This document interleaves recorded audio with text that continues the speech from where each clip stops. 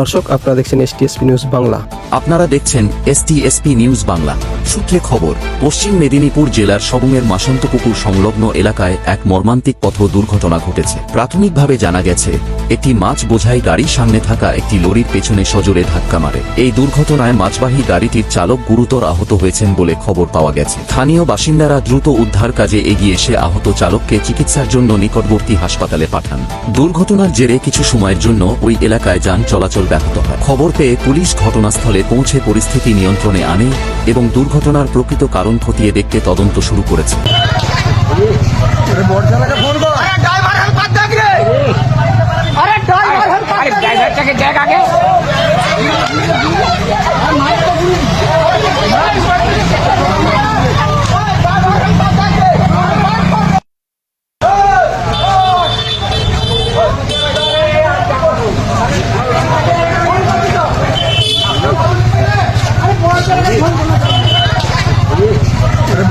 phone